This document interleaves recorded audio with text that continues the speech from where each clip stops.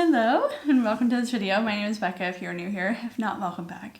But today's video is going to be all about how to simplify your life and your home and kind of tips and habits that go along with that to live a healthier lifestyle. I always feel like I have to preface these kind of videos by saying that I think of myself as a minimalist, but maybe I'm not as extreme as some minimalists out there are. So we do have stuff, as you can see. My goal with minimalism is not to have the least amount of things. It's to have what is intentional, what is beautiful, what brings me happiness, all of these good things, and to just try to be more mindful about what I'm bringing into my home, what I'm purchasing, what I'm supporting, and just being more intentional with it all. And another thing about this video is that I feel like a lot of minimalism videos kind of just talk about the home, and those are all really useful and I love them and I'll probably make several of them. But this one has to do more kind of like with your life and healthy habits and just like your lifestyle, I suppose. So let's get right into it. Number one has to be said, just having less. I mean, you can't have a minimalism video without making this point. So the less you have to stress out about, to clean up, to deal with. It makes everything in life more easy and simple. I feel like that's kind of what's hammered into minimalism videos all the time. But another way to think about it too is that you have a lot more when you have less, which might sound cheesy, but so you have more time to spend on things, you have more money to spend on things, and you have more mental clarity, you have more energy. And so it's just all around just a great idea to look at what you actually have in your house and get rid of what you have been hanging on to for years that isn't serving a purpose, that doesn't make you happy. Just pass it on so that somebody else can get some enjoyment out of it, perhaps. Or if it's bad enough, just throw it in the garbage. Okay, so number two is having a place for everything. This is such a key thing for having like a clean and tidy home, which I have found makes me so much happier. Having a designated spot for everything. If you don't, then what ends up happening is stuff gets scattered throughout the house, and then every time you look at it, it's like a little thing in the back of your mind, like that annoying thing is always floating around because it doesn't have a home. And then once you have a home for everything, then it gets a little more about habits and being more mindful and about putting it away. Which actually takes us to the next tip, which is what I call the 2-second put away. So if you can put something away in 2 seconds, do it. To me, this is such a big thing that I've learned over time. I am such a naturally messy person, and like even today I caught myself. I took off my hoodie and I almost just dropped it on the chair. That was right. I was standing in front of my closet. I almost dropped it on the chair. I was like, no, it will take me 2 seconds to fold up this hoodie and put it in its spot in my closet. And so that's what I did. But instead, my natural inclination, I would have walked past that hoodie several times that day, and it would have been so annoying to me. It's like more energy and time to go later in the day, to go out of your way to deal with it, instead of just doing it while I'm at my closet changing. Another good example of this is when you're making food. So let's say you're making a sandwich for lunch and you're pulling out all these different ingredients. You're making this delicious sandwich, and instead of just putting the ingredients away as you're using them, you just let them build up, and then you want to sit down and eat your sandwich, so you just leave them on the counter. But it's such an annoying thing to have to clean up at the end. And so taking the 2 seconds to put it away as you're going, it's not a big headache, and it's just so much nicer and easier. And my last big example of this that I have learned over time is to always do your dishes after you have finished eating from them, because they clean up so much easier. Like after you eat your oatmeal, you can just go and rinse it off and it takes like 2 seconds. Whereas if you let it sit on the table or the counter or the sink, it gets all crusty. It takes more elbow grease later. You're just making things harder on yourself by not taking care of it right away.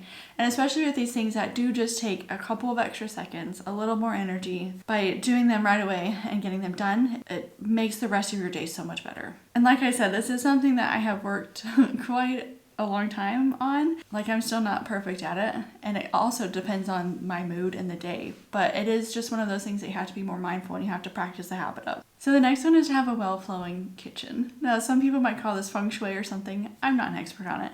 I kind of feel like this is one of those things that you naturally have or you don't. Not to say that you can't learn it. Like I'm sure that there are so many resources out on the internet that can help to teach you how to have a well-flowing kitchen. But yeah, I feel like this is something that I kind of naturally have, but it's always bewildering to me to go into other people's kitchen, reach for the forks in the silverware drawer, and it's on the opposite side of the kitchen. Or like I'll reach to where the cups should be. Like in most people's kitchens, the cups would be in this cabinet, and I look in it and it's pots. I feel like it takes so much more mental energy to try and work in a kitchen that doesn't flow well and that doesn't make much sense. I'm sure that there's this whole science behind it, but it's like the things that you reach for the most often and the things that you need in a hurry need to be near the things that you're using them next to. I don't know. It's important, at least to me, to have a well-flowing kitchen. So one funny example of this is that we lived with roommates in a house a few years back, and we had the silverware drawer on the other side of the kitchen, and all of us were confused by this, but we had it there. Like, that's just where we initially threw it. After several months, we all decided that it made much more sense on the other side of the kitchen, and so we moved it to the better drawer. But for months after that, every one of us still reached for that one drawer before we realized that it was actually on the other side. It just goes to show like how hardwired our brains are in the kitchen. I don't know, it's such a streamlined place to be, and to have it non-functional just kind of gums up the works. Okay, so the next point is to have a nightly clean. So this is more to do with, I think, having a kid. Like, I don't think I needed this beforehand because I could just pick up whenever I wanted to. But now that I do have a toddler, he likes to destroy. That's one of his favorite things. And so it's really frustrating to me to try to clean one part of the house and to have him destroying another part actively while I'm cleaning. I mean, don't get me wrong, I'm still doing that all day long. I have found that it makes a lot more sense to just kind of let the house get a little bit messy during the day, and then after I put him to sleep, I then take like 30 minutes to clean the house top to bottom, and then it is so nice the next morning to get up and wake up to a nice clean house that is well organized, and it just makes the whole next day work so much better. Trying to make breakfast in a messy kitchen in the early morning with a cranky toddler, like, I am so grateful to myself the night before for cleaning the counter space and for putting away all the dishes and for cleaning the sink, so then I can actually make everything and it's not a big hassle. So right along with that actually is pairing tasks that you hate with something that you love. So I'm not saying that I hate my nightly clean of the kitchen or the house or whatever, but I would much rather sit on the couch and read a book or watch a show or something because it's getting late, I'm tired, whatever. But I have found that if I put on a podcast or listening to an audiobook, I enjoy getting up and cleaning the kitchen, and it's just really fun to me. And then also it actually makes me more mindful cleaning, because before I would just like try to rush through and get it done as fast as possible, but because I'm enjoying listening to whatever I'm listening to, I like clean the dishes slower and more mindfully, and I'll look and see that there's a bunch of food on the backsplash that I'll wipe up and clean. It's cool to take something that you didn't like and taking the time to make it something that you do enjoy. So the next tip is maintenance rather than letting it all pile up. We all know that taking a few minutes as we go along and rather than letting it all pile up into this gnarly beast is much preferred. Obviously life happens when we get really busy sometimes, and so we can't just keep up with everything constantly. It really does make life so much easier. And again, this is like a muscle that I have had to continuously work out and exercise to be a lot better about it. But like the big example that everybody always has is laundry. Instead of letting weeks of laundry pile up, just do the load every couple of days or whatever, and then you don't have this massive overwhelming pile of stuff to do.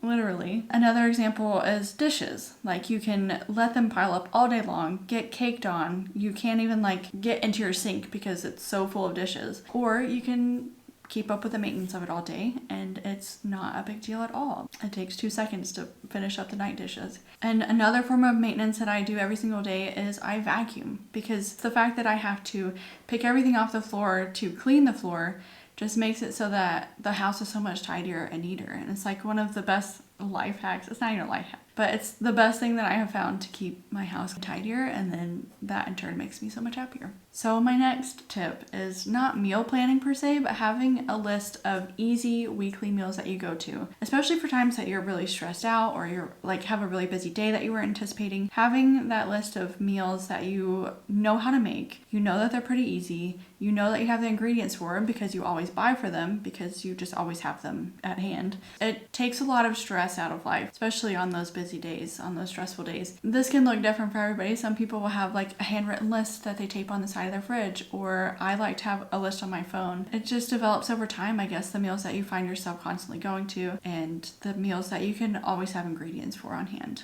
Okay, so this next tip sounds a little strange with the rest of them, but it is such a big tip for having a healthier lifestyle. I feel like you couldn't leave it out, but making sure that you move your body in ways that you enjoy. So to get the health benefits, the cardiovascular health benefits benefits that we are all looking for. You need 150 minutes a week. That might sound like a lot, but again, with the home maintenance thing, if you just go out on a 30-minute walk every day, like you will reach that number. And it's so important for not only your body, like of course your body feels so much better, you have more energy, and it helps prevent a lot of things, and it helps to encourage a lot of systems that your body needs to work and function well. But it also does so many good benefits for your mind and your mental space. Of course, we all know that exercise releases endorphins, and just taking that time for yourself to take care of yourself, I think is just such a big step in the right direction, and it just really helps with your mental clarity and just your overall happiness throughout your entire week. So again, it doesn't have to be this like huge grueling hour-long workout where you're getting this huge sweat session on. It can be something as simple as doing 30 minutes of yoga, or going on a walk, or throwing on a YouTube video that you enjoy, like a dance party or something. Like just finding a way that you enjoy moving your body is key. So the next thing on this list is to have some sort of goal that you're working towards. And I don't like the word goal. I don't know what else to use in this context, but just something that you're actively working towards. Because I have always found that I get so turbulent if I don't have something that I'm working towards. And it doesn't have to be big. It doesn't have to be some big certification or some like course or something. It can be anything. Like you can set a goal of reading 12 books that year. So like reading a book a month. Or it can be just trying to find something that you enjoy that you've never really tried before, like writing. Because I think we as humans, we crave creativity, and we don't always give that to ourselves, because I think we get into the rut of doing the same things over and over again each and every day. And I think that's when I get most stir crazy. So it's really important for me to take a step back and realize, oh, I just want something to be working towards. Because I think we also really enjoy the feeling of learning new skills and becoming more valuable, if that even is the right way to say it. But taking new things in and just being able to tickle the little creative muscles in our brain that are like shouting at us to be used sometimes, I think is so good for us.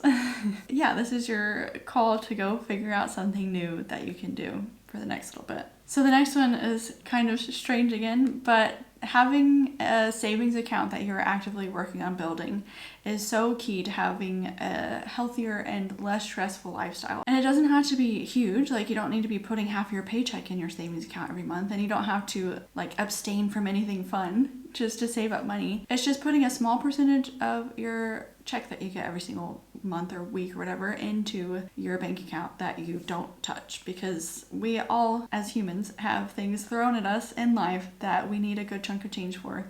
And there's nothing more stressful than encountering those situations and having no money. And just by having that savings account building up slowly over time when you're not in an emergency is such a comfort and a safety net for when those later needs in life do appear. So my last tip about how to have a healthier lifestyle is to not say yes to everything. And this can come from the social side of things, it can come from work, it can come from any aspect of your life. But I get so overwhelmed looking at some people's lives because they just have so much going on all the time, and they have a stressful job, and they're doing so many other things on top of that. And on top of that, like they carve out so much time for friends and stuff. And I get that everybody's different, and that what my energy levels social wise will look very different to the next person. But even the most social people that I know, they eventually will need some alone time to like reset and recharge and everything. Looking at people that are so incredibly busy, they will eventually burn out, and it's not a good time. So I think instead of saying yes to everything, it's almost being courageous. Like you have to be brave enough to say no, because it is so hard to say no to things because you're scared of what you're going to miss out on. But just realizing that it is okay to say no and to take time for yourself, because life is going to keep moving whether you go to that party or not. And honestly, it's not going to make that much of a difference. But to you, it might make a huge difference to spend that night in and sitting on the couch in your PJs, eating pizza and reading a book. So I guess just knowing your limits and being able to set really healthy boundaries. So that's everything I have. Those are all my tips on how to simplify your home and life, and maybe some tips that can help on how to have a healthier lifestyle. So I hope that maybe you learned something, or that you will want to use some of these to help build a more cozy, intentional home and life. But yeah, that's all that I have. If you liked this video, then you can feel free to subscribe if you want, but you don't have to. I won't know if you don't. But anyways, thank you so much for watching, and I will see you guys next week. Bye.